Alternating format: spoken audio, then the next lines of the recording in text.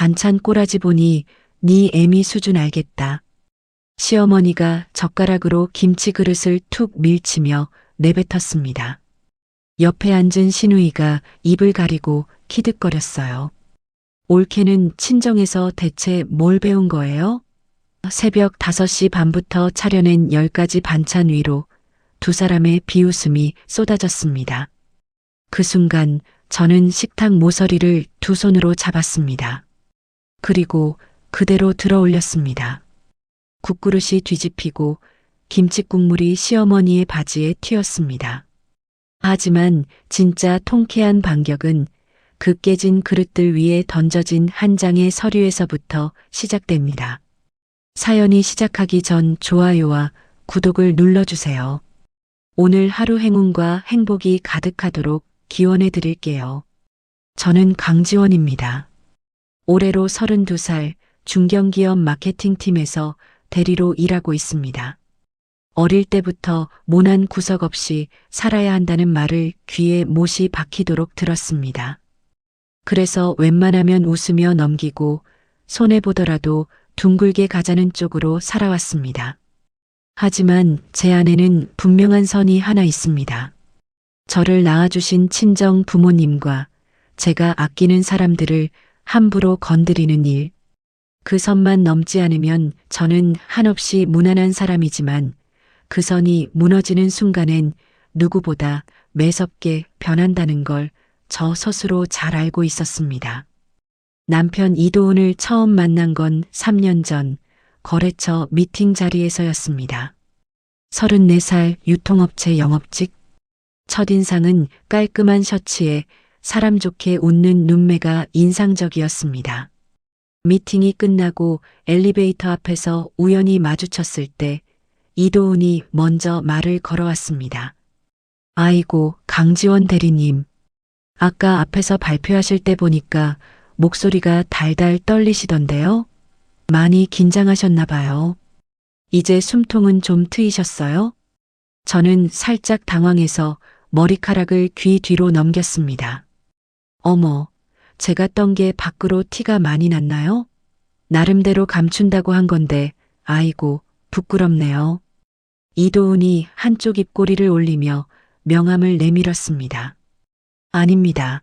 아주 잘하셨어요. 저도 처음 신입 때는 덜덜 떨어서 말도 제대로 못했거든요. 이거 제 명함입니다. 혹시 다음 미팅 하시기 전에 자료 정리하는 거 제가 좀 도와드릴까요? 같은 일 하는 사람끼리 서로 돕고 살면 좋잖아요. 그때 받았던 그 명함이 시작이었습니다. 이도훈은 제 이야기를 끝까지 들어주는 사람이었습니다. 회사에서 속상한 일이 있어 전화하면 늦은 밤에도 회사 앞으로 달려와 따뜻한 차 한 잔을 사들고 기다렸습니다. 저는 그 듬직함에 마음을 빼앗겼습니다. 부모님께 인사를 드리고 양가 상견례를 잡고 결혼식 날짜를 정하기까지 모든 것이 물 흐르듯 흘러갔습니다. 문제는 결혼식을 2달 앞두고 이도훈의 어머니를 처음 뵙던 날 시작되었습니다. 강남의 한정식집, 미닫이 문이 열리고 안으로 들어서자마자 시어머니는 저를 위아래로 천천히 후쳤습니다. 저는 떨리는 손으로 준비해간 한과 상자를 두 손으로 내밀었습니다. 어머님, 처음 뵙겠습니다. 강지원이라고 합니다. 먼 길 오시느라 힘드셨죠? 이거 작지만 집에서 입가심하시라고 사왔습니다. 시어머니가 한과 상자를 받지도 않고 자리에 앉으며 입을 열었습니다. 아이고, 앉아라 앉아. 우리 도훈이가 하도 참한 아가씨라고 지 입에 침이 마르도록 부르더니만 뭐 와서 보니까 콧대만 녹지 얼굴은 그냥저냥 봐줄만은 하네. 저는 어색하게 미소 지으며 자리에 앉았습니다. 시어머니가 젓가락을 들며 다시 물었습니다. 너 밖에서 회사 다닌다고 했지? 그래, 도대체 매일 치장하고 나가서 무슨 일을 한다고? 네, 어머님. 저는 회사 마케팅팀에서 일하고 있습니다. 시어머니가 혀를 찼습니다. 쯧쯧쯧 여자가 말이야. 그렇게 밖으로 나돌면서 바깥바람 잔뜩 들면 집안 꼴이 안 되는 법인데. 그럼 우리 귀한 아들 아침밥은 도대체 누가 차려주려고? 저는 입안에 든 밥을 삼키지 못하고 머뭇거렸습니다. 옆에 앉은 이도우는 어머니 눈치만 살피며 아무 말도 하지 않았습니다. 시어머니가 다시 이도훈을 향해 고개를 돌리며 한마디 덧붙였습니다. 너 저기 친정 어른들은 뭐하고 사신다고 했지? 그래, 뭐 그냥저냥 평범하게 회사나 다니다가 나이 먹고 정년퇴직하셨다고? 네, 어머님. 두 분 다 평생 성실하게 일하셨고 지금은 두 분 다 건강하게 잘 지내십니다. 시어머니가 입가에 미묘한 웃음을 띠고 국그릇을 들었습니다. 아이고, 그래. 뭐 볼 게 있나? 돈 없고 빽 없는 사람들 사는 꼴이 다 거기서 거기지 뭐. 그 말투, 그 눈빛. 명백한 모욕이었지만 너무 부드럽게 포장되어 있어 화를 낼 수도 없었습니다. 집으로 돌아오는 길, 저는 이도훈에게 조심스럽게 물었습니다. 도훈 씨, 아까 어머님 말씀하시는 게 나를 별로 안 좋아하시는 것 같아. 내일도 무시하시고 우리 부모님까지 깎아내리시는 것 같아서 나 솔직히 마음이 너무 안 좋아. 이도훈이 운전대를 잡은 채 웃으며 대답했습니다. 에이, 무슨 소리야. 강지원, 너 너무 예민하게 생각하는 거 아니야? 우리 엄마 원래 말투가 뚝뚝 끊어져서 그래. 속에 아기는 하나도 없으셔. 결혼하고 시간 지나면 다 너 예뻐하실 거야. 쓸데없는 걱정 마. 그날의 찝찝함을 저는 애써 묻어두었습니다.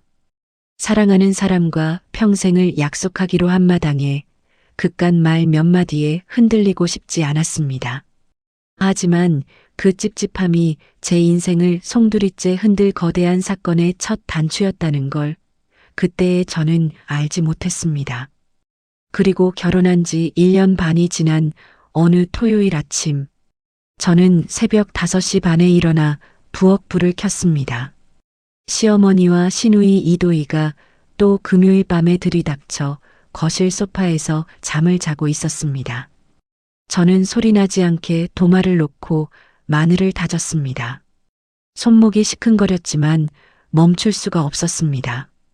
7시가 지나자 시어머니가 안방 문을 벌컥 열고 나오며 코를 킁킁거렸습니다. 아이고, 며느리야. 도대체 아침밥이 왜 이렇게 늦어 빠졌어? 해가 중천에 떴다. 밖에서 뼈 빠지게 돈 벌어오는 우리 도훈이 아주 굶겨 죽일 작정이야? 아침부터 사람 복장 터지게 하네, 정말. 저는 앞치마에 손을 닦으며 고개를 숙였습니다. 아휴, 죄송해요, 어머님. 제가 조금 더 서둘렀어야 했는데 찌개 다 끓였고요. 생선도 굽기만 하면 돼요. 거의 다 됐으니까 얼른 상 차리겠습니다. 시누이 이도희도 부스스한 머리로 부엌을 들여다보더니 코웃음을 쳤습니다.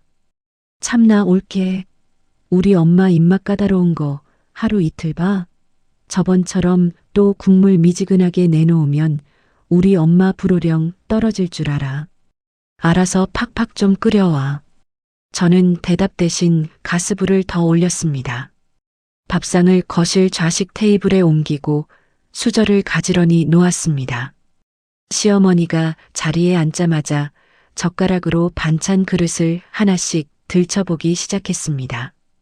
콩나물 무침, 가지볶음, 갈치구이, 된장찌개, 그리고 친정엄마가 보내주신 김치까지. 한참을 들여다보던 시어머니가 갑자기 젓가락을 상에 탁 내려놓았습니다. 아이고 맙소사, 이게 사람 입에 들어가라고 내온 밥상이냐? 꼬라지하고는 진짜. 쯧쯧, 반찬 해온 꼬라지를 딱 보니까 널 키운 네 애미 수준이 아주 밑바닥인 걸 알겠다, 알아?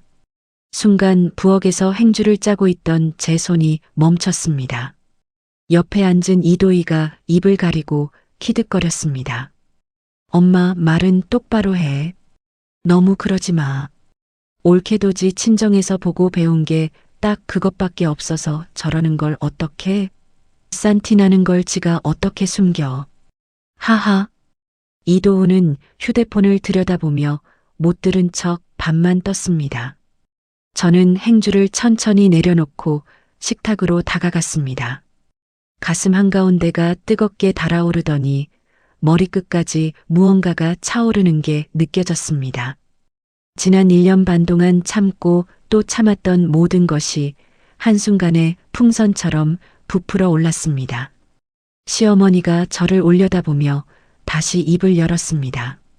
뭘 그렇게 눈을 동그랗게 뜨고 쳐다봐? 왜 시애미가 틀린 말했어? 내가 뭐 못할 말 했냐고. 저는 식탁 모서리를 두 손으로 꽉 잡았습니다. 손가락 마디가 하얗게 변했습니다. 어머님, 왜, 뭐 어쩌라고. 어머님, 방금 저희 엄마한테 뭐라고 하셨어요? 이도희가 끼어들었습니다. 아이고 참나. 옳게 지금 눈에 쌍심지 켜고 어른한테 그게 무슨 버르장머리 없는 말투야? 당장 눈 안 깔아? 저는 이도희를 잠깐 쳐다보고는 다시 시어머니에게 시선을 돌렸습니다. 아가씨는 빠지세요. 어머님, 제가 한 번만 더 묻겠습니다. 뼈 빠지게 고생해서 저 키워주신 저희 엄마한테 방금 함부로 뭐라고 입에 올리셨어요? 시어머니가 어이없다는 듯 코웃음을 쳤습니다. 허이고, 기가 막혀서 왜 내가 틀린 말 했냐? 이 김치 꼬라지 좀 봐라. 아주 그냥 싸구려 젓갈 냄새가 온 집안에 진동을 하잖아. 배운 거 없이 천박하게 시리. 그 말이 끝나는 순간이었습니다. 제 두 손이 식탁 모서리를 그대로 들어 올렸습니다. 국그릇이 미끄러지고 밥공기가 굴렀습니다. 된장찌개가 거실 바닥으로 쏟아지고 갈치구이가 텔레비전 받침대에 가서 부딪혔습니다. 김치 그릇이 깨지며 빨간 국물이 벽지에 튀었습니다. 시어머니가 비명을 질렀습니다. 아이고, 사람 살려. 이 미친년이 밥상을 엎었네. 너 지금 제정신이냐? 이도희가 뒤로 물러서며 소리쳤습니다. 야, 내 옷에 다 튀었잖아. 야, 강지원. 너 지금 우리 엄마 앞에서 뭐하는 짓거리야. 이도훈이 그제야 휴대폰을 내려놓고 자리에서 벌떡 일어났습니다. 야, 강지원. 너 진짜 미쳤어. 엄마 밥 드시는데 지금 돌았냐고. 저는 가쁘게 숨을 몰아쉬며 세 사람을 차례로 쳐다봤습니다. 손이 떨렸지만 이상하게도 머릿속은 어느 때보다 맑았습니다. 저는 앞치마 끈을 풀어 거실 바닥에 던졌습니다. 그래, 나 미쳤다. 내가 미쳤어. 당신들 같은 상놈의 집구석에 시집온 그 첫날부터 내가 완전히 미쳤던 거야. 시어머니가 가슴을 두드리며 주저앉았습니다. 아이고, 내 팔자야. 도훈아, 도훈아. 저 독한 년이 드디어 본색을 드러내고 네 시애미를 아주 잡아먹으려고 환장을 했구나. 저는 그 광경을 가만히 바라봤습니다. 이 아수라장의 한복판에서 저는 어쩌다 제 인생이 여기까지 흘러왔는지 처음으로 똑똑히 마주했습니다. 거래처 미팅에서 처음 만났던 다정한 이도훈의 웃음, 한정식 집에서 마주했던 시어머니의 서늘한 눈빛, 가리고 결혼식 날 입었던 새하얀 드레스. 모든 장면이 슬라이드처럼 머릿속을 스쳐 지나갔습니다. 그 모든 것이 오늘 이 깨진 그릇들 위로 무너져 내리고 있었습니다. 결혼식을 올리고 신혼집에 짐을 푼 지 채 한 달도 되지 않은 어느 금요일 밤이었습니다. 저는 야근을 마치고 11시가 다 되어 집 앞에 도착했습니다. 현관 도어락 비밀번호를 누르려는데 안에서 시끄러운 텔레비전 소리와 웃음소리가 흘러나왔습니다. 저는 멈칫하며 한 발 뒤로 물러섰습니다. 분명 이도훈도 오늘 늦는다고 했는데 누가 집에 있는 걸까? 조심스럽게 문을 열고 들어서자 거실 한복판에 시어머니와 이도희가 자리를 잡고 앉아 있었습니다. 시어머니가 저를 보더니 소파에 비스듬히 누운 채 손짓을 했습니다. 왔냐? 늦었네. 저는 가방을 내려놓으며 어색하게 인사했습니다. 어머님 오신다는 말씀 못 들었는데요. 시어머니가 귤껍질을 거실 바닥에 툭 던지며 말했습니다. 우리 아들 집에 오는데 무슨 약속을 잡고 와. 너도 참 별나다. 이도희는 제 화장대에 앉아 있다가 고개만 돌렸습니다. 옳게, 이 립스틱 비싼 거지. 발색 좋네. 나 하나 가져갈게. 저는 입이 떨어지지 않았습니다. 신혼집 도어락 비밀번호는 결혼 직전에 이도훈과 저 둘이서만 정한 숫자였습니다. 저는 부엌으로 들어가 가방을 내려놓으며 조심스럽게 물었습니다. 어머님, 비밀번호는 어떻게 아셨어요? 시어머니가 코웃음을 쳤습니다. 도훈이가 알려줬지. 시애미가 아들 집 비번도 모르면 그게 가족이냐? 그날 밤 안방으로 들어와 이도훈에게 물었습니다. 도훈아, 어머님한테 우리 집 비번을 알려줬어. 이도훈이 휴대폰을 보며 대수롭지 않게 대답했습니다. 엄마가 알려달라는데 어떻게 안 알려줘. 그래도 나한테 한마디는 해줬어야지. 별것도 아닌 걸로 예민하게 굴지 마. 가족인데. 저는 더 말을 잇지 못하고 이불을 끌어당겼습니다. 그날 이후 시어머니와 이도희는 매주 금요일 밤이면 어김없이 신혼집에 들이닥쳤습니다. 어떤 날은 토요일 새벽 6시에 도어락 소리가 울리기도 했습니다. 다음 주 토요일 아침 저는 5시 반에 일어나 부엌에 섰습니다. 전날 야근으로 새벽 1시에 잠들었지만 시어머니가 잡곡밥을 싫어한다며 흰쌀밥을 새로 안쳐야 했습니다. 국을 끓이고 생선을 굽고 나물 3가지를 무쳤습니다. 손가락이 저려왔지만 멈출 수 없었습니다.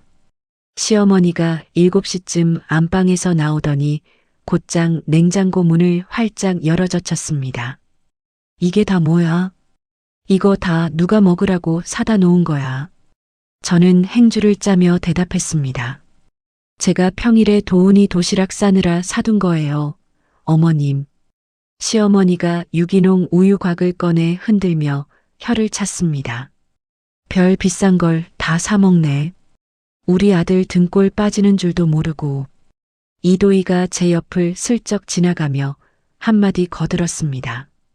옳게 살림 좀 알뜰하게 해. 우리 오빠 월급이 무슨 화수분인 줄 알아. 저는 입술 안쪽을 깨물었습니다. 유기농 식재료를 사는 돈은 제 월급에서 나가는 것이었습니다. 하지만 그 말을 입 밖에 낼 수가 없었습니다. 밥상을 차려 거실 좌식 테이블에 옮기는데 이도훈은 텔레비전 앞에서 게임기를 잡고 있었습니다. 시어머니가 자리에 앉으며 이도훈에게 손을 흔들었습니다. 아들, 밥 먹자. 엄마가 차려줄게. 차린 사람은 분명 저였는데도 시어머니는 마치 자신이 차린 것처럼 이도훈의 밥그릇 위에 갈치살을 발라 올렸습니다. 저는 부엌 모서리에 서서 그 모습을 한참 바라봤습니다. 이도훈이 입을 가득 채운 채 말했습니다. 엄마 손맛이 최고지. 저는 행주를 꽉 쥐었습니다. 그렇게 몇 주가 흘렀습니다. 어느 토요일 아침 친정 엄마에게서 택배가 도착했습니다. 직접 담그신 겉절이 김치 한 통이었습니다. 저는 반가운 마음에 통을 열어 식탁 위에 올려두었습니다. 부엌으로 들어온 시어머니가 그 통을 보더니 코를 찡그렸습니다. 이게 뭐야? 무슨 냄새가 이렇게 진동을 해? 저는 행주로 손을 닦으며 대답했습니다. 친정엄마가 보내주신 김치예요. 어머님. 좀 드셔보세요. 시어머니가 김치통을 발끝으로 툭 밀쳤습니다. 이런 젓갈 냄새 천박한 걸 우리 아들 위장에 들이부으려고.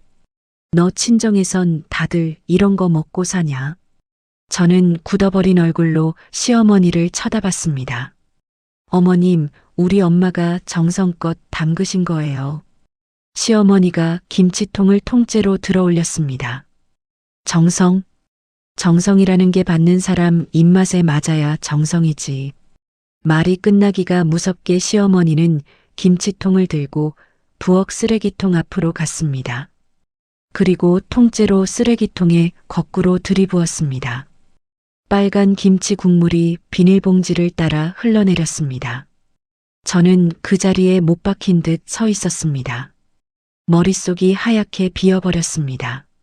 그날 밤 시어머니와 이도희가 돌아가고 단둘이 남은 안방에서 저는 이도훈을 마주 앉혔습니다. 도훈아, 우리 얘기 좀 해. 이도훈이 휴대폰을 내려놓으며 한숨을 쉬었습니다. 또 뭐? 어머님이 오늘 우리 엄마 김치 쓰레기통에 버리셨어. 이도훈이 인상을 찌푸렸습니다.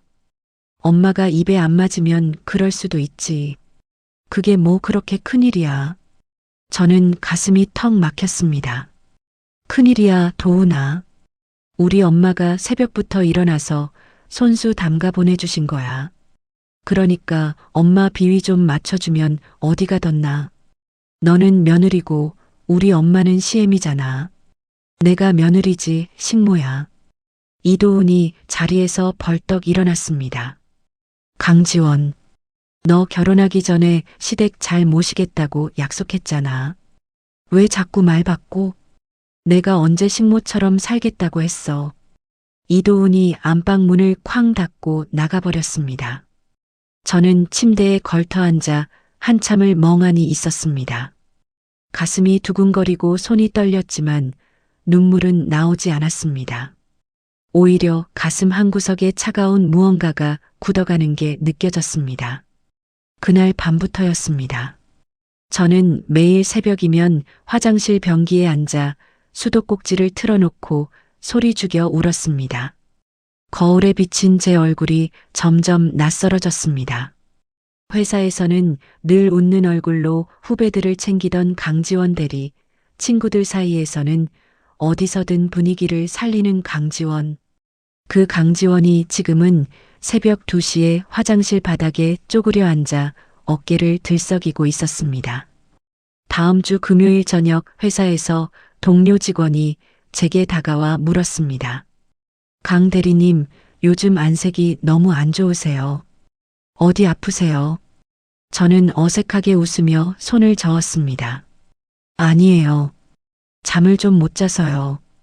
동료가 걱정스럽게 한마디 덧붙였습니다. 주말에 푹 쉬세요. 무리하지 마시고요. 저는 가방을 챙기며 고개를 끄덕였습니다. 하지만 머릿속에는 한 가지 생각뿐이었습니다. 오늘 밤에도 도어락 소리가 울릴 것이고 내일 새벽에도 저는 부엌에 서 있을 것이라는 사실. 지하철역으로 걸어가는 발걸음이 점점 무거워졌습니다. 저는 가로등 아래 멈춰서서 하늘을 올려다봤습니다. 이대로 가다가는 정말 무언가가 부서질 것 같았습니다. 저인지, 이 결혼 생활인지, 아니면 둘 다인지 알 수 없었습니다. 금요일 저녁 저는 회사에서 새 프로젝트 회의를 끝내고 밤 10시가 다 되어 집으로 향했습니다. 지하철에서 내려 아파트 입구를 지날 때부터 어쩐지 발걸음이 무거웠습니다. 이번 주만큼은 시어머니가 오지 않으셨으면 좋겠다는 작은 바람을 품고 도어락 앞에 섰습니다. 며칠 전 저는 이도훈에게 알리지 않고 비밀번호를 새로 바꿔두었습니다. 시어머니가 또 불쑥 들이닥치는 걸 막아보려는 마지막 시도였습니다. 새 비밀번호를 누르고 현관문을 열었습니다. 신발장 앞에 낯선 남자 구두 한 켤레가 가지런히 놓여 있었습니다. 검은색 가죽 구두, 사이즈도 이도훈 것이 아니었습니다. 저는 신발을 벗는 손이 잠시 멈췄습니다. 거실 쪽에서 와인 잔이 부딪히는 소리와 함께 낯선 남자의 웃음소리가 들려왔습니다. 도희야, 이 침대 진짜 푹신하다. 새거지. 이도희의 깔깔거리는 목소리가 이어졌습니다. 오빠가 좋은 걸로 샀더라. 자기야, 한 잔 더 따라줘. 저는 두 발이 바닥에 못 박힌 듯 움직이지 않았습니다. 목소리가 들려오는 곳은 거실이 아니라 안방이었습니다. 저는 천천히 한 걸음씩 안방 쪽으로 다가갔습니다. 반쯤 열린 문틈 사이로 이도희와 처음 보는 남자가 제 침대에 누워있는 모습이 보였습니다. 침대 옆 협탁에는 와인병이 놓여 있고 이도희는 제 잠옷 가운을 걸치고 있었습니다. 저는 안방 문을 활짝 밀어젖혔습니다. 이도희가 저를 보고 잠깐 놀라는 듯 하더니 이내 태연하게 와인 잔을 들었습니다. 옳게 왔어. 인사해. 내 남자친구 박재현. 남자가 어색하게 웃으며 몸을 일으켰습니다. 안녕하세요. 도희한테 말씀 많이 들었습니다. 저는 손이 떨리는 걸 감추려고 가방끈을 꽉 쥐었습니다. 이도혜 씨, 여기가 어디라고 생각해요? 이도희가 침대에 그대로 누운 채 천장을 보며 말했습니다. 여기 오빠 집이잖아. 우리 오빠가 와서 쉬다 가도 된다고 했어. 이 방은 우리 침실이에요. 이도희가 와인을 한 모금 마시고 잔을 흔들었습니다. 방이 또 있어야 손님 데리고 오지. 거실은 좁아서 불편하잖아. 저는 가방을 거실 바닥에 내려놓고 안방으로 한 걸음 더 들어갔습니다. 비밀번호. 어떻게 알고 들어왔어요? 제가 바꿨는데. 이도희가 그제야 몸을 일으켜 앉았습니다. 마스터키 있잖아. 오빠가 줬어. 언제든 와서 쉬라고. 순간 머리 뒤쪽이 띵 울렸습니다. 도어락 비밀번호를 바꿔도 소용이 없었던 것이 이도훈이 따로 카드키를 복사해 이도희에게 쥐어줬기 때문이었습니다. 저는 박재현이라는 남자를 향해 시선을 돌렸습니다. 박재현 씨, 미안하지만 지금 당장 나가주세요. 박재현이 당황한 얼굴로 이도희를 쳐다봤습니다. 이도희가 박재현의 팔을 잡아 끌어 다시 침대에 앉혔습니다. 가만 있어. 우리 올케가 오늘 기분이 안 좋은가 봐. 그리고 저를 향해 입꼬리를 올렸습니다. 올케, 마침 잘 왔다. 오신 김에 야식 좀 차려줘. 재현 오빠 배고프대. 저는 그 말에 숨이 턱 막혔습니다. 지금 뭐라고 했어요? 이도희가 손가락으로 부엌 쪽을 가리켰습니다. 라면이라도 끓여줘. 김치찌개도 좋고. 손님 왔는데 그 정도는 해야지. 그때 거실에서 이도훈이 안방으로 들어왔습니다. 이도훈은 상황을 보고도 별 표정이 없었습니다. 저는 이도훈을 똑바로 쳐다봤습니다. 도훈아, 너 신우이한테 마스터키 줬어. 이도훈이 머리를 극적였습니다. 줬어. 그게 뭐 어때서? 우리 집이야. 우리 둘이 사는 집. 내 동생이고 내 가족이야. 어차피 빈 침대인데 좀 쓰면 안 돼. 빈 침대가 아니라 우리 침대야. 게다가 신우이 남자친구까지 데리고 와서. 이도훈이 한숨을 푹 내쉬더니 제 어깨를 잡고 부엌 쪽으로 돌려 세웠습니다. 좀 너그럽게 해. 매제될 사람한테 잘 보여서 나쁠 거 없잖아. 얼른 뭐라도 볶아와. 저는 이도훈의 손을 거칠게 뿌리쳤습니다. 잘 보일 이유가 뭐가 있어. 그리고 매제고 뭐고 결혼도 안 한 사람을 왜 우리 안방에 들여. 이도훈의 눈빛이 차갑게 변했습니다. 강지원, 너 자꾸 이런 식으로 나오면 곤란해. 이도희가 침대에서 깔깔 웃었습니다. 오빠 됐어. 우리가 나가서 사 먹지 뭐. 올케는 손님 대접도 할 줄 모르나 봐. 저는 가만히 서서 세 사람을 차례로 쳐다봤습니다. 안방의 새하얀 침구 위에 와인 자국이 붉게 번져 있었습니다.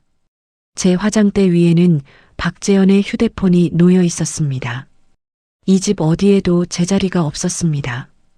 가장 안전해야 할 침실마저 짓밟혔다는 사실에 저는 다리에 힘이 풀려 잠시 문틀에 기댔습니다.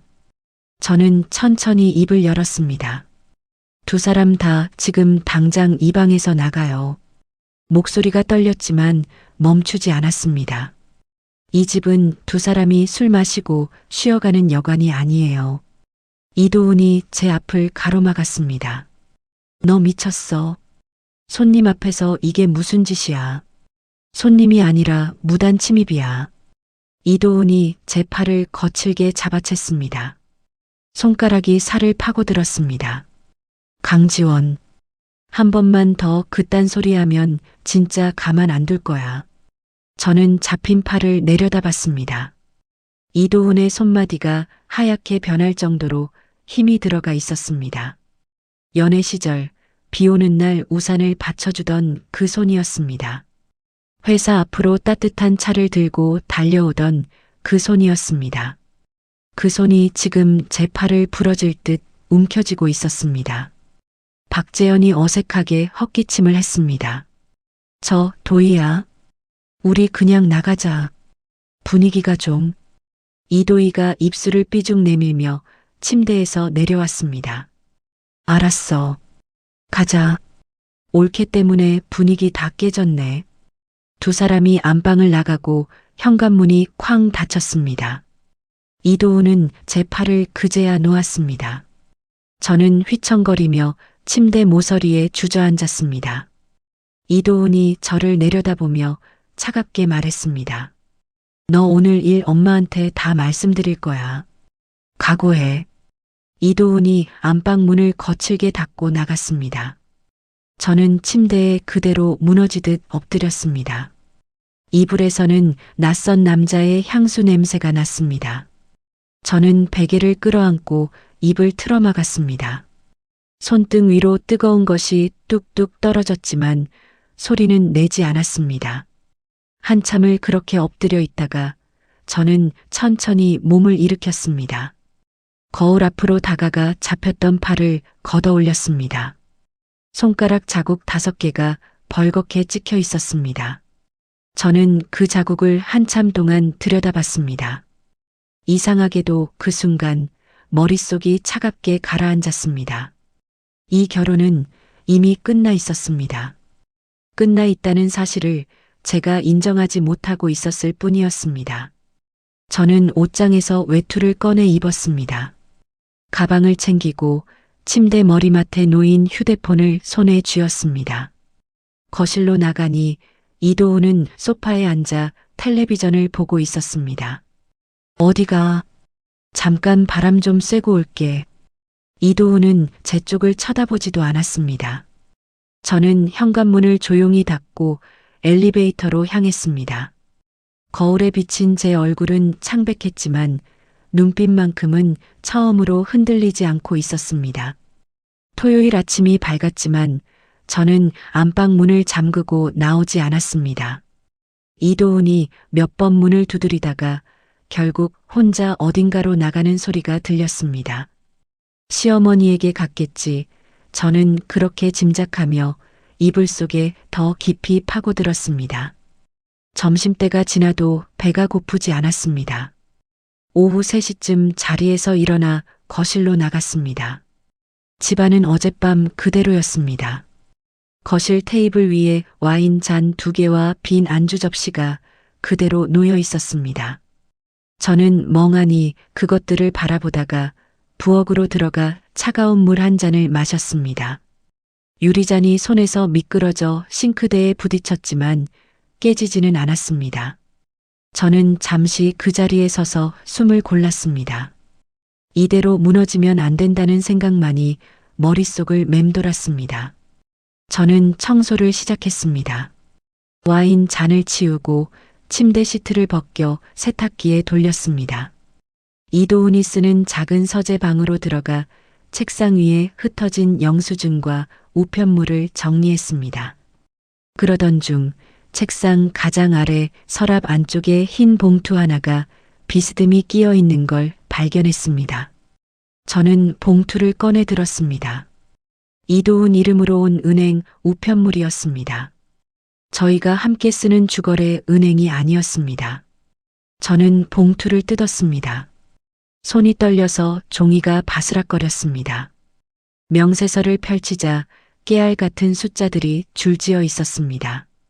매달 25일 같은 금액이 시어머니의 계좌로 빠져나가고 있었습니다. 200만 원. 그 아래에는 매달 다른 날짜에 이도희의 계좌로 빠져나간 내역도 있었습니다.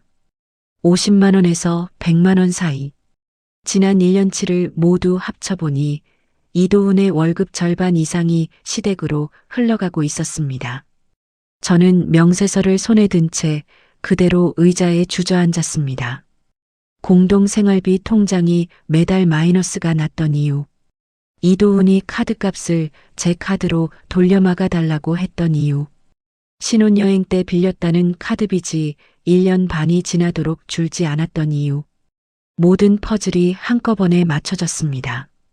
저는 매달 제 월급의 대부분을 생활비로 내놓고 있었습니다. 이도훈은 자기 월급으로 시댁 식구들을 부양하고 있었습니다. 그 사실을 저에게는 단 한 번도 말한 적이 없었습니다. 가슴이 뜨거워지더니 곧 차갑게 가라앉았습니다. 눈물이 한 방울 떨어져 명세서 위에 번졌습니다. 저는 손등으로 눈물을 닦고 휴대폰을 꺼냈습니다. 연락처를 한참 내리다가 대학 시절 가장 친했던 친구의 이름에서 손가락이 멈췄습니다. 한선영. 지금은 이혼 전문 변호사로 일하고 있는 친구였습니다. 저는 통화 버튼을 눌렀습니다. 신호음이 2번 가기도 전에 한선영이 받았습니다. 강지원, 웬일이야? 네가 먼저 전화를 다 하고. 저는 입을 열었지만 목이 메어 말이 나오지 않았습니다. 한선영이 잠시 말을 멈추더니 목소리를 낮췄습니다. 지원아, 무슨 일 있어? 말해봐. 선영아. 저는 겨우 한마디 내뱉었습니다. 나 좀 도와줘. 1시간 뒤 저는 한선영의 사무실 앞 카페에 앉아 있었습니다. 한선영이 정장 차림으로 빠르게 들어와 제 앞자리에 앉았습니다. 저를 보자마자 손을 뻗어 제 손등을 잡았습니다. 얼굴이 왜 이래? 너 살이 몇 킬로나 빠진 거야? 저는 가방에서 명세서 봉투를 꺼내 한선영 앞에 내려놓았습니다. 이거 봐줘. 한선영이 명세서를 펼쳐들었습니다. 한 장 한 장 천천히 넘기던 한선영의 미간이 점점 좁아졌습니다. 다 읽고 난 뒤 한선영이 명세서를 테이블에 탁 내려놓았습니다. 강지원, 너 지금까지 이걸 몰랐어. 몰랐어. 오늘 알았어. 이뿐만이 아닐 거야. 시어머니 신우이가 매주 집에 온다고 했지.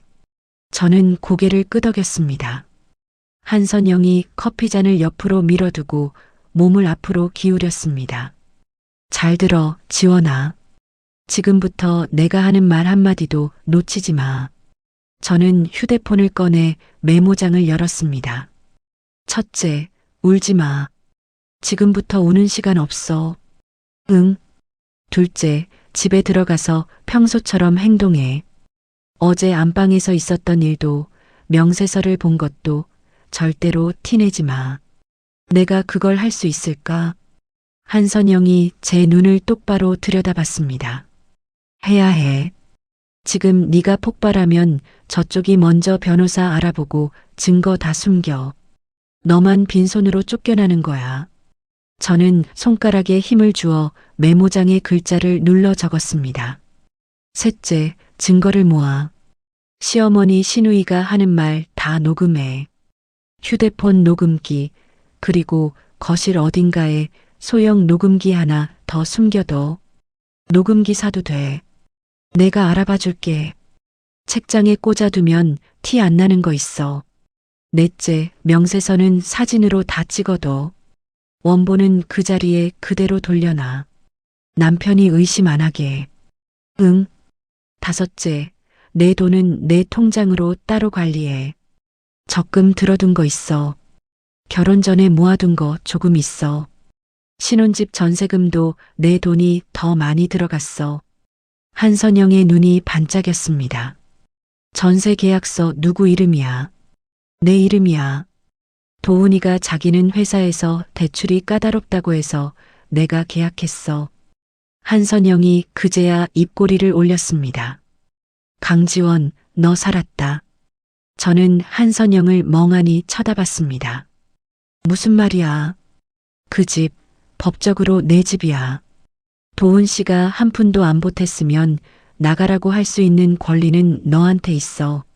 저는 그 말에 처음으로 손끝에 온기가 도는 것 같았습니다. 마지막. 직장에서 더 잘해. 승진할 수 있으면 무조건 하고 내 자리를 단단하게 만들어. 이혼하고 나면 내 발로 서야 해. 알았어. 저는 메모장을 닫고 한선영을 마주봤습니다. 선영아, 고마워. 한선영이 제 손을 다시 잡았습니다. 고맙긴. 너 진짜 잘 견뎠다. 저는 그 말에 결국 눈물이 한 방울 떨어졌습니다. 한선영이 휴지를 건네며 부드럽게 말했습니다. 오늘까지만 울어. 내일부터는 안 돼. 그날 밤 집에 돌아온 저는 평소처럼 부엌으로 향했습니다.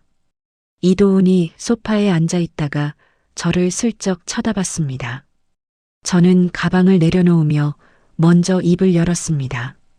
도훈아, 어제 일은 내가 너무 예민했어. 미안해.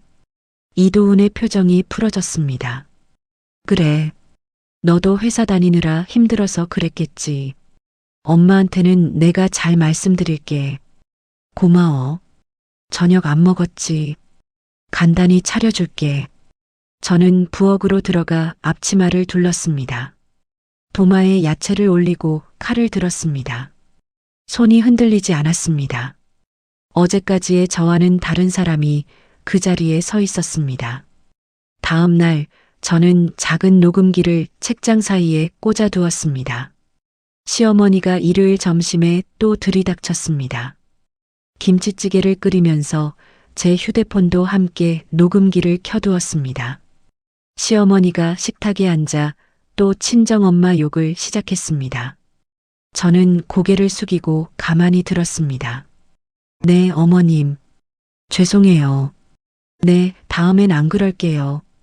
말끝마다 그렇게 대답했습니다. 시어머니가 흡족한 표정으로 김치찌개를 한 숟갈 떴습니다. 그래. 며느리는 그래야지.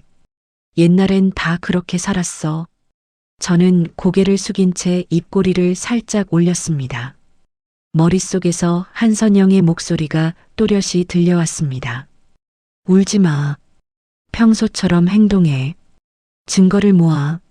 저는 행주를 천천히 접어 식탁에 올려놓았습니다. 이제 시작이었습니다. 그날 이후 저는 매일 두 사람이 되어 살았습니다. 낮에 저는 회사에서 마케팅 프로젝트에 매달리는 강지원 대리였습니다. 밤에 저는 안방 화장대 서랍 속에 숨겨둔 작은 수첩에 시어머니가 한 말을 또박또박 옮겨 적는 또 다른 강지원이었습니다. 한선영이 보내준 명함 크기의 녹음기는 책장 사이에 꽂혀 매주 시댁 식구들의 말을 빠짐없이 담아냈습니다. 저는 그 파일들을 USB에 옮겨 회사 사물함 깊숙이 보관했습니다. 회사에서는 신제품 출시 프로젝트를 맡았습니다.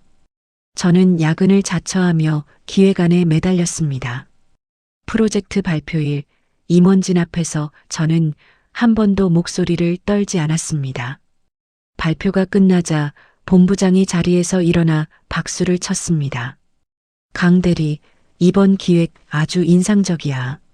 차분하면서도 날카로워. 저는 가볍게 고개를 숙였습니다. 감사합니다, 본부장님. 한 달 뒤 저는 과장으로 조기 승진했습니다. 인사 발령 통보를 받은 날 저는 회사 화장실 거울 앞에 잠시 멈춰 섰습니다. 거울 속 제 얼굴은 더 이상 새벽에 화장실 바닥에 쪼그려 앉아 울던 여자가 아니었습니다. 저는 거울을 향해 작게 미소 지었습니다. 어깨가 한결 가벼워졌습니다. 저녁에는 한선영의 사무실에 들렀습니다. 한선영이 서류 뭉치를 책상 위에 가지런히 놓으며 입을 열었습니다. 지원아, 이제 다 준비됐어. 저는 서류를 한 장 한 장 넘겼습니다. 이혼 소장, 위자료 청구서, 재산 분할 청구서, 그리고 이도훈의 시댁 송금 내역을 정리한 표가 있었습니다. 전세 계약서 사본도 첨부했어. 내 단독 명의인 거 명확하게 짚어놨고, 녹음 파일은 내가 다 들어봤어. 시어머니 발언 중에 명예훼손 걸리는 것만 추려놨고, 시누이 부분도 정리했어. 저는 서류 뭉치를 가방에 챙겨 넣었습니다. 선영아. 응. 이번 주말에 할 거야. 한선영이 잠시 저를 바라보다가 천천히 고개를 끄덕였습니다. 마음 정했어.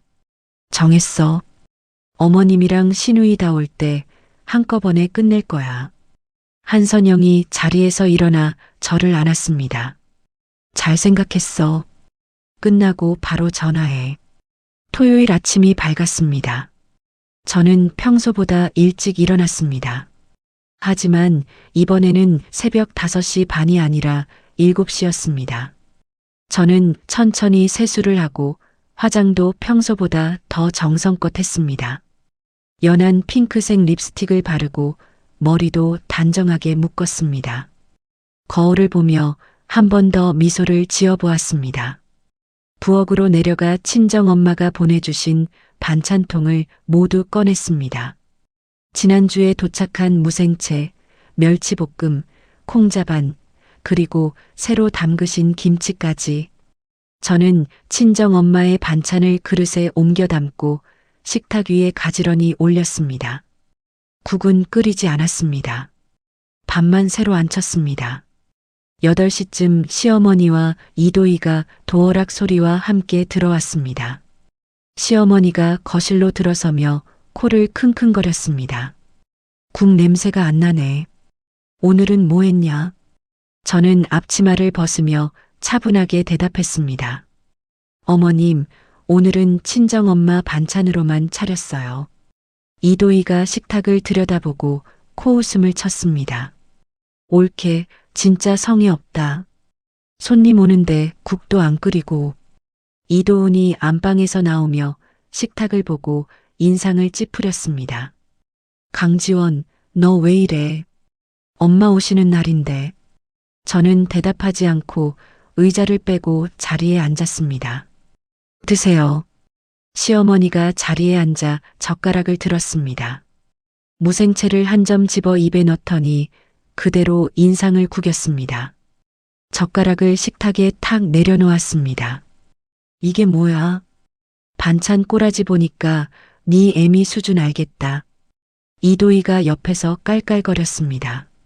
옳게 친정에서 진짜 뭘 배운 거야? 이런 거 가져와서 우리한테 먹으라고. 저는 천천히 자리에서 일어났습니다. 시어머니가 저를 올려다보며 미간을 찌푸렸습니다. 왜 일어나? 밥 안 먹어. 저는 식탁 모서리를 두 손으로 잡았습니다. 어머님, 왜? 오늘은 제가 좀 다르게 차렸어요. 시어머니가 어이없다는 듯 코웃음을 쳤습니다. 다르긴 뭐가 달라? 친정 반찬 갖다 놓은 게 다르냐? 네, 많이 달라요. 그리고 저는 식탁을 그대로 들어 올렸습니다. 반찬 그릇들이 한꺼번에 미끄러져 거실 바닥으로 쏟아졌습니다. 김치 국물이 시어머니의 바지에 튀었고 멸치볶음이 이도훈의 발등에 쏟아졌습니다. 콩자반이 텔레비전 화면을 따라 또르르 굴렀습니다. 시어머니가 의자에서 펄쩍 뛰며 비명을 질렀습니다. 아이고, 인연이 또 정말 미친 거 아냐? 이도희가 뒤로 물러서며 소리쳤습니다. 옳게, 너 진짜 미쳤구나. 이도훈이 자리에서 벌떡 일어나 제 어깨를 잡으려 했습니다. 저는 한 발 뒤로 물러서며 가방을 집어들었습니다. 가방 안에서 서류 봉투를 꺼내 식탁이 있던 자리에 던졌습니다. 종이들이 흩어지며 거실 바닥에 깔렸습니다. 그게 뭐야? 이도훈이 종이 한 장을 집어들었습니다. 손이 떨리기 시작했습니다. 명세서였습니다. 저는 또 다른 봉투를 꺼냈습니다.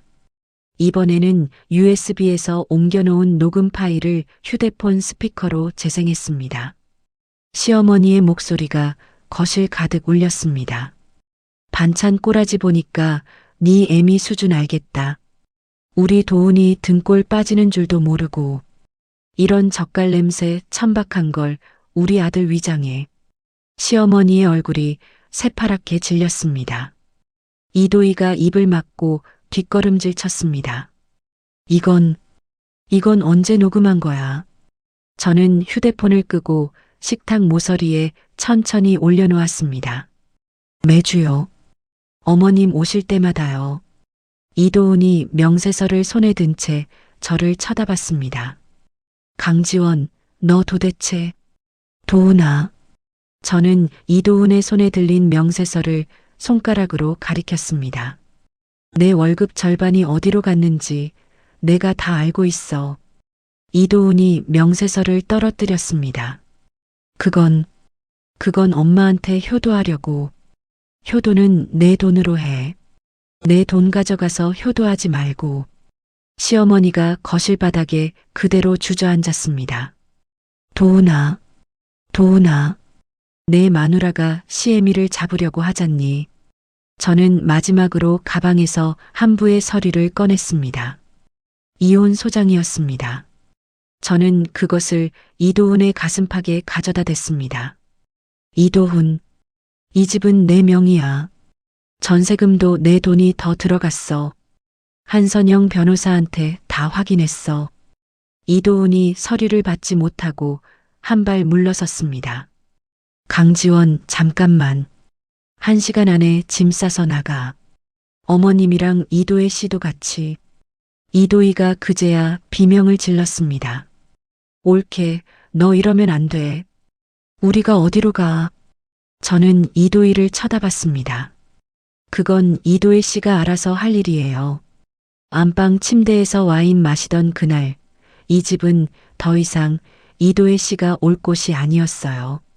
시어머니가 거실 바닥을 두드리며 울부짖었습니다. 이도훈은 명세서를 손에 든 채 멍하니 서 있었습니다. 저는 그 광경을 가만히 바라보다가 현관 쪽으로 걸어가 문을 열었습니다. 1시간이에요. 세 사람이 짐을 챙겨 나가는 데에는 채 1시간도 걸리지 않았습니다. 시어머니는 끌려나가듯 이도훈의 부축을 받으며 신발을 신었습니다. 이도희는 화장대 앞에서 자기 물건이라며 제 화장품 몇 개를 챙기려다가 제 눈빛을 보고 그대로 손을 거두었습니다. 이도훈은 마지막으로 저를 돌아봤습니다. 강지원, 우리 얘기 좀. 얘기는 변호사 통해서 해. 현관문이 닫혔습니다. 저는 도어락 비밀번호를 새로 눌렀습니다. 숫자 6개를 차례로 누르고 확인 버튼까지 누른 뒤 저는 그 자리에 한참을 서 있었습니다. 거실 바닥에는 쏟아진 반찬과 깨진 그릇들이 어지럽게 흩어져 있었습니다. 하지만 이상하게도 그 풍경이 흉하지 않았습니다. 저는 천천히 거실 한가운데 주저앉았습니다. 어깨가 들썩였습니다. 처음에는 흐느낌이 새어나오더니 곧 웃음이 터졌습니다. 저는 깨진 그릇 조각들 사이에 앉아 한참을 웃었습니다. 눈물과 웃음이 함께 흘러내렸습니다. 가슴 깊은 곳에서 무언가 단단하게 굳어있던 매듭이 마침내 풀려나가고 있었습니다. 이도훈이 집을 나간 다음 날 저는 도어락 비밀번호를 한 번 더 바꾸고 보조키 자물쇠까지 새로 달았습니다. 열쇠 수리공이 작업을 마치고 돌아간 뒤 거실 소파에 앉아 천천히 차를 마셨습니다. 오랜만에 누구의 눈치도 보지 않고 마시는 차였습니다. 이도훈에게서 하루에도 수십 통씩 전화가 걸려왔습니다. 저는 전화기를 무음으로 돌리고 한선영에게 모든 연락을 일임했습니다. 며칠이 지나자 이도훈은 회사 앞까지 찾아오기 시작했습니다. 퇴근길 지하철역 앞에서 기다리고 있다가 제 팔을 잡았습니다. 강지원, 잠깐만. 얘기 좀 하자. 저는 팔을 빼내며 한 발 물러섰습니다. 잡지 마. 한선영 변호사 통해서 얘기해. 엄마가 쓰러지셨어. 너 때문에. 그래. 안 됐네. 저는 그대로 돌아서 지하철 개찰구로 들어갔습니다. 이도훈의 목소리가 등 뒤에서 들렸지만 돌아보지 않았습니다. 그렇게 일주일이 지난 어느 화요일 점심시간, 저는 회사 로비를 가로질러 카페로 향하던 중이었습니다. 같은 팀 동료가 옆에서 새 프로젝트 일정 얘기를 하고 있었습니다. 그때 로비 입구 회전문 쪽에서 날카로운 비명이 들려왔습니다. 강지원. 강지원 어딨어? 이 도둑년 어딨냐고. 저는 그 자리에 멈춰 섰습니다. 회전문을 거칠게 밀고 들어온 사람은 시어머니였습니다. 머리는 산발이 된 채 외투 단추는 반쯤 풀려 있었습니다. 손에는 흰 종이 뭉치가 들려 있었습니다. 시어머니가 로비 한가운데로 성큼성큼 걸어 들어왔습니다. 강지원 나와. 우리 아들 등골 빼먹고 내쫓은 이 독한 년아. 로비에 있던 직원들이 일제히 고개를 돌렸습니다. 점심시간이라 사람이 가장 많은 시간이었습니다. 동료가 제 팔을 잡았습니다. 강 과장님, 저분 혹시... 저는 동료의 손을 가만히 떼어냈습니다. 제가 알아서 할게요. 자리로 돌아가세요. 저는 시어머니 쪽으로 천천히 걸어갔습니다. 시어머니가 저를 발견하고 손가락을 들어 가리켰습니다. 전현이야. 전현이 우리 아들 인생 망친 년이야. 저는 시어머니 앞에 멈춰 섰습니다. 어머님, 여기서 이러시면 안 돼요. 나가서 얘기해요. 시어머니가 들고 있던 종이 뭉치를 로비 바닥에 흩뿌렸습니다. 종이마다 제 이름과 얼굴 사진이 인쇄되어 있었습니다.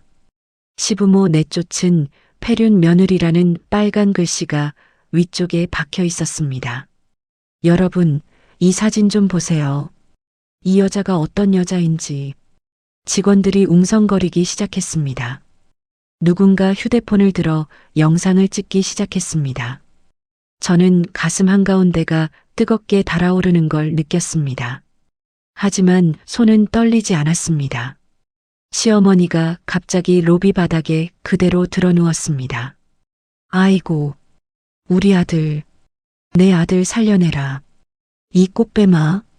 그때 회전문이 다시 열리며 이도훈이 들어왔습니다. 이도훈은 어머니를 보더니 황급히 달려와 부축하려 했습니다. 엄마, 엄마, 일어나세요. 시어머니는 일어나지 않고 더 크게 울부짖었습니다. 이도훈이 저를 노려봤습니다. 강지원, 너 도대체 어디까지 가려고 그래? 네가 어머님 모시고 나가. 네가 한마디만 굽히면 다 끝날 일이잖아. 왜 일을 이렇게 키워? 저는 이도훈을 가만히 쳐다봤습니다. 이도훈, 지금 내 입에서 그 말이 나와. 엄마가 저렇게 쓰러져 계시는데 내 엄마는 지금 멀쩡해. 영업방해 중이야. 그때 회사 인사팀 직원 2명이 로비로 내려왔습니다. 인사팀장이 제게 다가와 조심스럽게 말했습니다. 강 과장님, 이게 어떻게 된 일이에요? 일단 조용한 곳으로. 저는 인사팀장에게 짧게 답했습니다. 팀장님, 죄송합니다. 제 개인사 때문에 회사에 누를 끼쳤어요. 인사팀장이 시어머니에게 다가가 정중하게 말했습니다. 어머님, 일단 일어나서 저쪽 회의실로 가시죠. 시어머니가 인사팀장의 손을 뿌리치며 더 크게 소리쳤습니다. 내가 왜 나가? 이 회사 사람들 다 알아야 돼. 저 여자가 어떤 여자인지. 저는 시어머니가 흩뿌린 전단지 한 장을 주워들었습니다. 제 결혼식 사진을 잘라 만든 조잡한 인쇄물이었습니다. 저는 그 종이를 손에 든 채 휴대폰을 꺼냈습니다. 한선영의 번호를 눌렀습니다.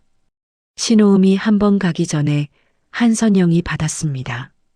지원아, 선영아, 어머님이 회사로 오셨어. 로비에서 난동 부리고 계셔. 전단지도 뿌리셨고. 몇 시야 지금? 12시 20분. 15분 안에 갈게. 너 지금 그 자리에서 한 발자국도 움직이지 마.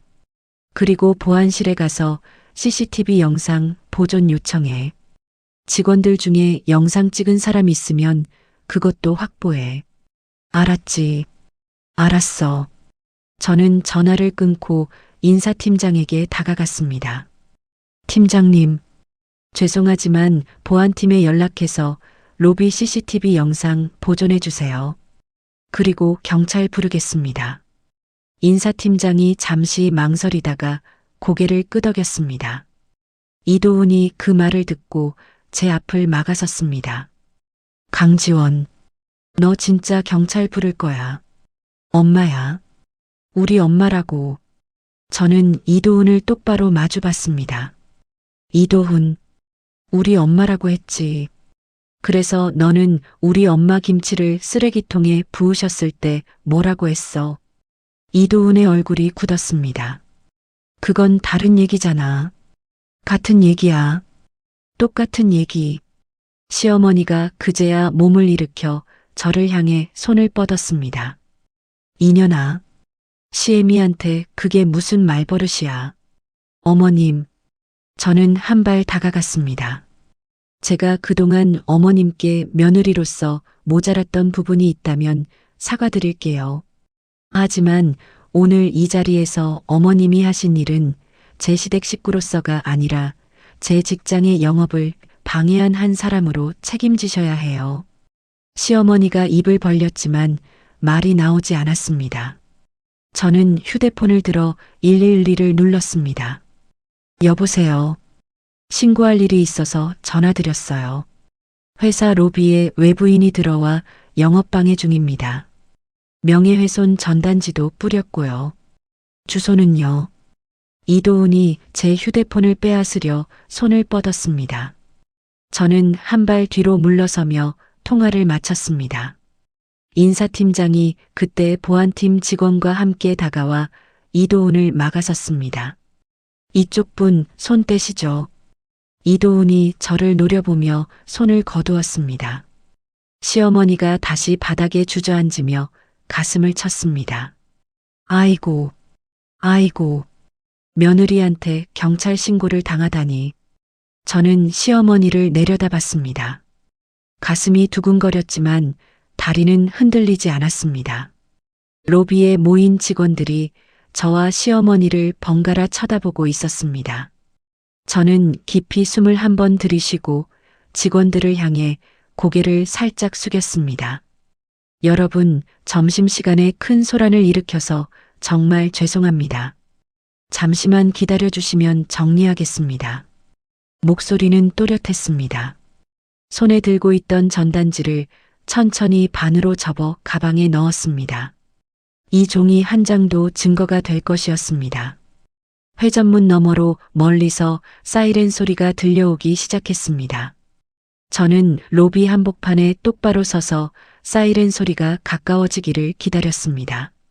시어머니의 울음소리도, 이도훈의 거친 숨소리도, 직원들의 수군거림도 더 이상 제 귀에 들어오지 않았습니다.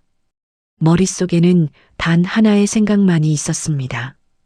오늘이 마지막 정리의 시작이라는 것. 사이렌 소리가 점점 가까워지더니 곧 회전문 밖에 경찰차 2대가 멈춰 섰습니다. 경찰관 4명이 로비 안으로 들어왔습니다. 선두의 경찰관이 저와 시어머니를 번갈아 쳐다보며 물었습니다. 신고하신 분이 누구시죠? 저는 한 발 앞으로 나섰습니다. 제가 신고했습니다. 강지원입니다. 저는 가방에서 시어머니가 흩뿌렸던 전단지 한 장을 꺼내 경찰관에게 건넸습니다. 이분이 제 시어머님이세요. 오늘 점심시간에 회사 로비로 들어오셔서 이 전단지를 뿌리고 제 이름을 거론하며 모욕적인 발언을 반복하셨어요. 로비 CCTV 영상과 직원들 진술 확보 요청해 두었습니다. 경찰관이 전단지를 살펴보며 고개를 끄덕였습니다. 그때 회전문이 다시 열리고 한선영이 정장 차림으로 빠르게 걸어 들어왔습니다. 한선영은 곧장 제 옆으로 와서 경찰관에게 명함을 내밀었습니다. 한선영 변호사입니다. 강지원 씨 법률 대리인이고요. 진술 동석하겠습니다. 시어머니가 그제야 일어서며 한선영을 노려봤습니다. 이게 다 뭐야? 변호사까지 데리고 와. 시애미를 진짜 잡아넣을 거야. 이도훈이 시어머니의 팔을 잡으며 다급하게 말했습니다. 엄마, 일단 진정하시고. 경찰관이 시어머니에게 차분하게 말했습니다. 어머님, 일단 저희와 함께 가셔야겠습니다. 시어머니가 발을 동동 굴렀습니다. 내가 왜 가? 며느리 보러 왔는데 왜 잡혀가? 한선영이 부드럽지만 분명한 목소리로 끼어들었습니다. 어머님, 지금 이 자리는 며느리를 보러 오신 자리가 아니에요. 사람 많은 회사 로비에서 명예훼손 전단지를 뿌리신 자리예요.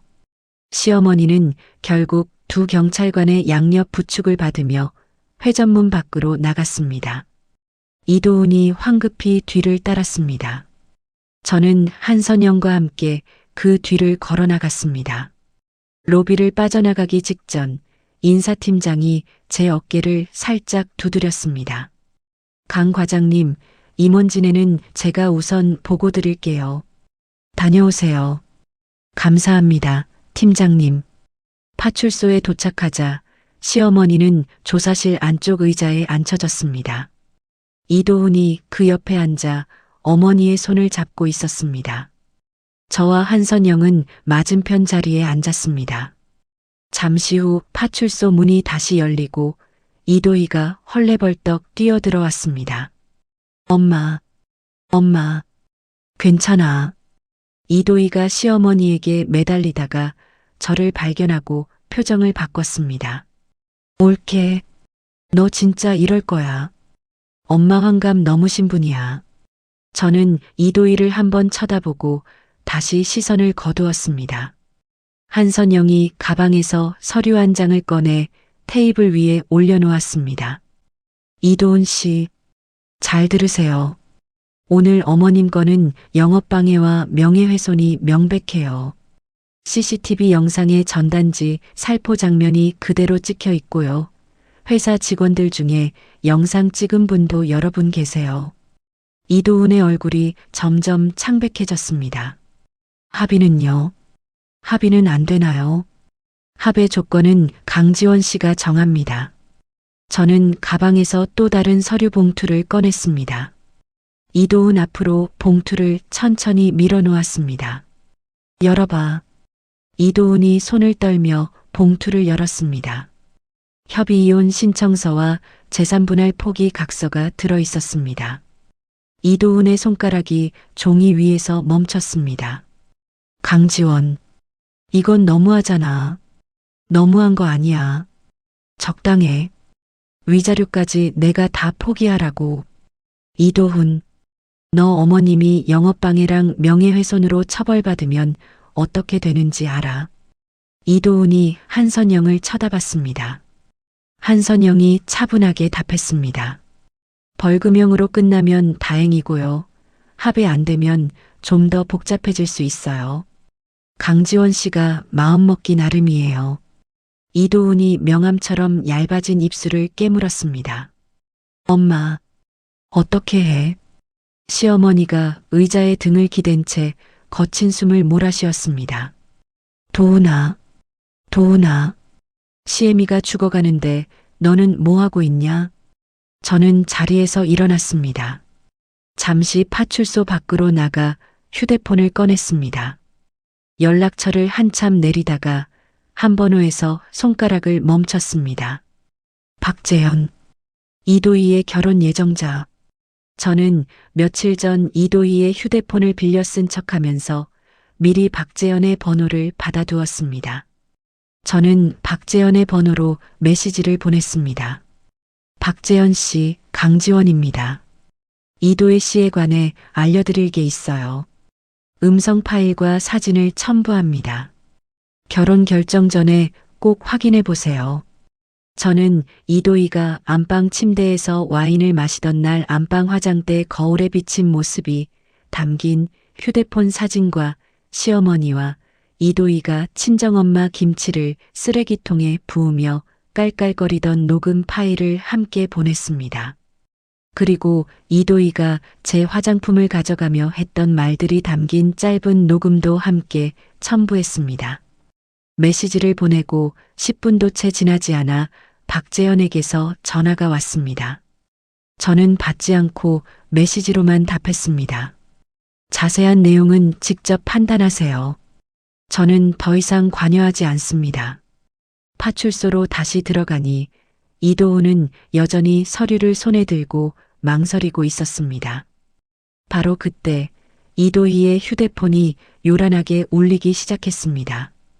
이도희가 전화를 받자마자 얼굴이 새파랗게 변했습니다. 재현 오빠, 재현 오빠, 잠깐만. 그게 무슨 소리야? 아니야. 그거 다 오해야. 이도희가 자리에서 벌떡 일어나 파출소 한쪽 구석으로 갔습니다. 점점 목소리가 높아졌습니다. 오빠, 오빠, 끊지 마.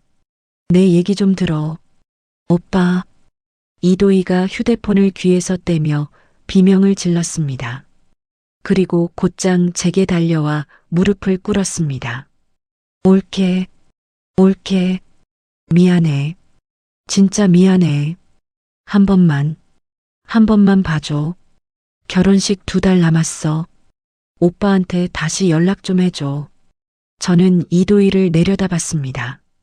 이도혜 씨, 응, 옳게. 내가 그날 우리 안방에서 나가달라고 했을 때 뭐라고 했어요? 이도희의 어깨가 들썩였습니다. 미안해. 그때 내가 정신이 나갔었어. 야식 차려달라고 했죠. 이도희가 고개를 푹 숙였습니다. 저는 발을 한 발 뒤로 빼며 이도희의 손을 떼어냈습니다. 이도혜 씨 결혼은 이도혜 씨가 알아서 하세요. 저는 모릅니다. 저는 다시 자리에 앉아 이도훈을 마주봤습니다. 이도훈, 10분 줄게. 이도훈이 펜을 들었습니다. 손이 너무 떨려 글씨가 삐뚤어졌습니다. 서명을 마치고 도장까지 찍었습니다. 한선영이 서류를 받아 확인한 뒤 가방에 챙겨 넣었습니다. 고소 취하서 작성하시죠. 저는 한선영이 준비한 또 다른 종이 위에 펜으로 천천히 이름을 적었습니다. 시어머니가 그제야 자리에서 일어나려다가 휘청거리며 의자에 다시 주저앉았습니다. 얼굴이 하얗게 질려 있었습니다. 엄마, 정신 좀 차려보세요. 이도훈이 시어머니를 흔들었습니다. 경찰관이 다가와 시어머니의 상태를 살피더니 곧 구급차를 불렀습니다. 저는 그 광경을 가만히 바라봤습니다. 가슴이 떨릴 줄 알았는데 이상하게도 마음이 잔잔했습니다. 저는 자리에서 일어나 한선영과 함께 파출소를 나섰습니다. 이도훈이 뒤에서 제 이름을 불렀지만 돌아보지 않았습니다. 파출소 앞 도로변에 한선영이 잠시 멈춰서며 제 어깨를 가볍게 두드렸습니다. 강지원, 잘했어. 이게 끝이지. 법적으로는 거의 끝이야. 협의 이혼 신청만 같이 가서 마무리하면 돼. 저는 고개를 끄덕이고 한선영과 헤어졌습니다. 회사로 돌아가는 길, 저는 잠시 거리 한복판에 멈춰 섰습니다. 하늘이 맑았습니다. 가방 안에 든 서류 한 장 한 장이 그렇게 무겁게 느껴진 적이 없었습니다. 하지만 동시에 그 어느 때보다 가벼웠습니다. 회사로 돌아온 저는 곧장 본부장실로 향했습니다. 인사팀장이 미리 상황을 보고해 둔 덕분에 본부장은 차분히 제 이야기를 들어주었습니다. 저는 그동안 있었던 일을 군더더기 없이 사실 그대로만 정리해서 말씀드렸습니다. 본부장이 이야기를 다 듣고 한참 후에 고개를 끄덕였습니다. 강 과장, 오늘 일은 안 좋았지만 잔이가 현장에서 대응한 방식은 인상적이었어. 당황하지 않고 절차대로 처리한 것 말이야. 감사합니다, 본부장님. 마케팅 팀장 자리, 다음 인사 때 자네를 적극 추천할 생각이야. 오늘 일과 별개로 그동안의 성과를 보고 내린 결론이야. 저는 잠시 말을 잃었다가 천천히 고개를 숙였습니다. 열심히 하겠습니다. 본부장실을 나와 자리로 돌아오는 길, 저는 복도 창가에 잠시 멈춰 섰습니다. 유리창에 비친 제 얼굴은 오늘 아침에 그 얼굴과 같았지만 어딘가 달라져 있었습니다. 저는 가만히 그 얼굴을 들여다보다가 휴대폰을 꺼내 친정엄마에게 메시지를 보냈습니다. 엄마, 이번 주말에 집에 갈게요. 엄마 김치찌개 먹고 싶어? 답장은 금세 도착했습니다. 그래, 우리 딸. 푹 쉬러 와. 저는 휴대폰을 가슴에 가만히 가져다 댔습니다. 창밖으로 늦은 오후에 햇살이 길게 들어오고 있었습니다. 협의 이혼 절차가 마무리된 날, 저는 가정법원 앞 계단에 잠시 멈춰 섰습니다. 한선영이 옆에서 봉투를 챙기며 가벼운 한숨을 내쉬었습니다. 강지원, 끝났어. 이제 진짜 끝. 저는 한선영을 보며 작게 웃었습니다. 수고했어, 선영아. 수고는 네가 했지. 오늘 저녁은 내가 살게. 오늘은 집에 가고 싶어? 미안. 한선영이 제 등을 가볍게 두드리며 고개를 끄덕였습니다. 그래. 푹 쉬어. 내일 전화할게. 집으로 돌아온 저는 곧장 거실에 서서 한참 동안 집안을 둘러봤습니다. 이도훈이 쓰던 컴퓨터 책상, 시어머니가 늘 앉던 거실 소파 한쪽 자리, 이도희가 만지작거리던 화장대. 저는 휴대폰으로 폐기물 처리 업체에 전화를 걸었습니다. 여보세요. 가구 몇 점 버리고 싶어요. 내일 오전에 가능하세요. 다음 날 아침 일찍 작업복을 입은 두 사람이 와서 소파와 책상 그리고 안방의 침대까지 모두 드러냈습니다. 거실에 비어있는 자리를 보며 저는 처음으로 깊은 숨을 한번 내쉬었습니다. 오후에는 가까운 가구점에 들러 1인용 소파와 작은 원목 테이블을 골랐습니다. 배달 날짜를 사흘 뒤로 잡고 집으로 돌아왔습니다. 식기 정리도 그날 끝냈습니다. 시어머니가 늘 쓰시던 큰 사기 그릇, 이도훈이 즐겨 마시던 머그컵, 이도희가 와인을 따라 마셨던 잔. 저는 그것들을 하나씩 신문지로 싸서 종량제 봉투에 담았습니다. 손이 잠깐 멈칫한 적도 있었지만 이내 다시 움직였습니다. 봉투 입구를 묶고 현관 밖에 내놓았을 때 저는 비로소 가슴 한가운데가 가벼워지는 걸 느꼈습니다. 며칠 뒤 한선영이 전화를 걸어왔습니다. 지원아, 너 들었어. 이도훈 얘기. 무슨 얘기? 이도훈 회사도 그만뒀대. 시어머니 병원비랑 빚 갚느라. 그렇구나. 이도희도 결국 파혼했고 셋이서 단칸방으로 옮겼대. 매일 싸운다는 소문이 있어. 저는 가만히 듣다가 한선영에게 답했습니다. 선영아. 응. 그 얘기 앞으로는 안 해도 돼. 한선영이 잠시 침묵하더니 부드러운 목소리로 답했습니다. 그래. 알았어. 저는 전화를 끊고 창밖을 한참 바라봤습니다. 한때는 이도훈이 무너지는 모습을 상상하며 통쾌함을 느낄 줄 알았습니다. 하지만 막상 그 소식을 듣고 보니 아무 감정도 들지 않았습니다. 그들이 어떻게 살든 더 이상 제 인생과는 상관없는 일이었습니다. 회사에서는 마케팅 팀장 발령이 정식으로 났습니다.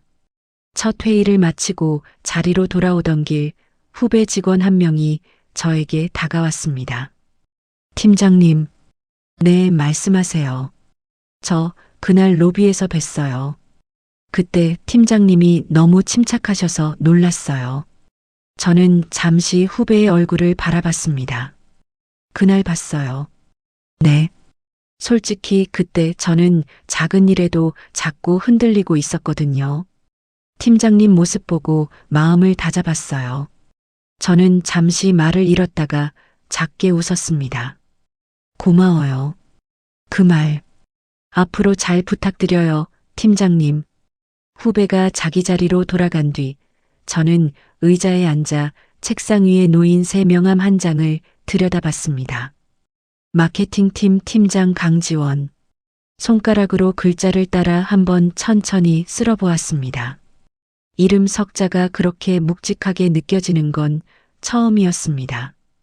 토요일 아침 저는 알람 없이 자연스럽게 눈을 떴습니다. 시계를 보니 8시 반이었습니다. 저는 천천히 일어나 부엌으로 내려가 원두를 갈았습니다. 드리퍼에 종이 필터를 끼우고 뜨거운 물을 가늘게 부었습니다. 커피 향이 부엌 가득 퍼졌습니다. 한 잔을 들고 새로 산 1인용 소파에 앉았습니다. 창밖으로 햇살이 부드럽게 들어왔습니다. 식탁 위에는 친정엄마가 며칠 전 보내주신 반찬통이 놓여 있었습니다. 저는 커피를 한 모금 마시고 친정엄마에게 영상 통화를 걸었습니다. 신호음이 2번 가고 친정엄마의 얼굴이 화면에 나타났습니다. 우리 딸, 일어났어. 엄마, 좋은 아침. 친정엄마가 화면 너머로 저를 한참 들여다봤습니다. 얼굴이 좋아졌네. 우리 딸. 저는 살짝 웃으며 고개를 끄덕였습니다. 엄마, 보내주신 반찬 잘 먹고 있어. 멸치볶음 진짜 맛있어. 또 보내줄까? 아니, 이번에는 내가 엄마한테 갈게. 다음 주말에. 그래. 오면 좋지. 너 좋아하는 갈비찜 해놓을게. 엄마. 저는 잠시 말을 멈췄습니다. 가슴 안쪽이 따뜻해지면서 눈가가 잠깐 흐려졌습니다. 엄마, 그동안 마음고생 시켜드려서 미안해. 친정엄마가 화면 너머로 손을 흔들었습니다. 무슨 그런 말을 해. 우리 딸이 잘 견뎌준 게 엄마는 제일 고마워. 엄마 김치, 우리 집에서 제일 맛있어. 천박한 거 아니야. 친정엄마가 잠시 멈칫하더니 부드럽게 웃었습니다. 누가 그런 소리를 했는지 몰라도 우리 딸이 그렇게 말해주니까 됐다. 저는 화면 속 친정엄마의 얼굴을 한참 동안 들여다봤습니다. 엄마, 다음 주에 봐요. 사랑해. 그래. 우리 딸도 사랑해. 전화를 끊고 저는 식탁에 친정엄마의 반찬을 정성껏 차렸습니다. 무생채, 멸치볶음, 콩자반, 그리고 김치. 밥 한 공기를 옆에 두고 저는 자리에 앉아 천천히 한 숟갈을 떴습니다. 김치를 한 조각 입에 넣었을 때 익숙한 그 맛에 눈물이 한 방울 또르르 떨어졌습니다. 이번에는 슬픔의 눈물이 아니었습니다. 식사를 마치고 설거지를 하는 동안 저는 라디오를 틀어두었습니다. 오래된 발라드가 흘러나왔습니다. 저는 작은 목소리로 따라 흥얼거렸습니다. 손이 가볍게 움직였습니다. 오후에는 거실 한쪽에 새로 산 책장을 정리했습니다. 대학 시절에 좋아했던 책들, 오래 묵혀두었던 시집들을 한 권씩 꽂았습니다. 책장 가운데에는 작은 화분 하나를 올려두었습니다. 지난주에 꽃집에서 사온 작은 다육식물이었습니다. 저는 화분을 톡톡 두드리며 작게 말했습니다. 앞으로 잘 부탁해. 저녁 무렵 한선영에게서 메시지가 왔습니다. 지원아, 오늘 저녁 시간 돼. 우리 동네 새로 생긴 식당 가보자. 저는 답장을 보냈습니다. 좋아. 7시에 봐. 휴대폰을 내려놓고 외출 준비를 하려다가 저는 잠시 거울 앞에 멈춰 섰습니다. 거울 속 제 모습을 한참 들여다봤습니다. 어깨에 들어가 있던 힘이 어느새 풀려 있었습니다. 입꼬리가 자연스럽게 위로 올라가 있었습니다. 저는 거울 속의 저를 향해 가만히 말했습니다. 강지원, 잘 살자. 거울 속의 강지원이 마주 웃어주었습니다. 저는 외투를 걸치고 현관으로 향했습니다. 신발장 앞에서 잠시 멈춰서서 새로 단 도어락을 한번 손으로 쓸어보았습니다. 이 도어락의 비밀번호를 아는 사람은 이제 저 한 사람뿐이었습니다. 저는 도어락을 잠그고 엘리베이터로 향했습니다. 엘리베이터를 기다리며 휴대폰을 들여다보니 친정 엄마에게서 사진 한 장이 와 있었습니다. 주방 식탁 위에 놓인 갈비찜 양념 그릇 사진이었습니다. 짧은 메시지가 함께 적혀 있었습니다. 다음 주가 기다려진다. 저는 화면을 한참 들여다보다가 작게 웃으며 답장을 보냈습니다. 저도요, 엄마. 엘리베이터 문이 열리고 저는 그 안으로 한 발 들어섰습니다. 거울에 비친 제 얼굴이 환했습니다. 밥상을 엎었던 그날의 용기가 없었다면 지금 이 자리에 서 있지 못했을 것입니다. 저는 가만히 가슴 위에 손을 얹었습니다. 1층 버튼을 누르는 손끝이 가벼웠습니다. 엘리베이터가 천천히 내려가기 시작했습니다. 여러분, 강지원의 이야기는 여기서 막을 내립니다. 밥상을 엎는다는 건 단순히 그릇 몇 개를 깨뜨리는 일이 아니었습니다. 오랫동안 자기 자신을 깎아내며 살아온 한 사람이 마침내 스스로의 존엄을 되찾기 위해 내디딘 첫걸음이었습니다. 가족이라는 이름으로 행해지는 폭력은 그 어떤 폭력보다 무겁고 외롭습니다. 참는 것이 미덕이라 배웠고 둥글게 사는 것이 지혜라 들었기에 더 오래 견디게 됩니다. 하지만 인내가 한 사람의 영혼을 갉아먹는 지경에 이르렀다면 그건 더 이상 미덕이 아닙니다. 내 자리를 지키는 일, 내 부모님의 정성을 지키는 일, 그리고 무엇보다 나 자신을 지키는 일. 그 누구도 대신해 줄 수 없기에 결국 일어서야 하는 사람은 나 자신뿐입니다.